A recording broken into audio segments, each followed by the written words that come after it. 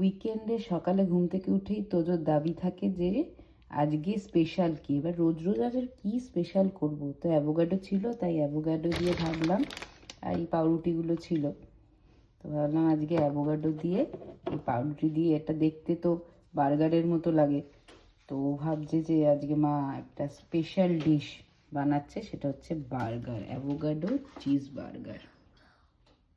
চলো এটাকে একটু ভেজে নিই বাটারে।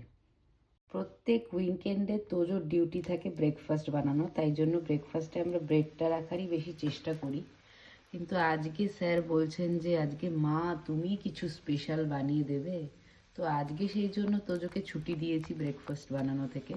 তো এই যে একটু বাটার দিয়ে ব্রেডটাকে সেঁকে নেব, চিজটাও গলে যাবে, তাই আজকে তার special breakfast cheese burger, avocado cheese burger.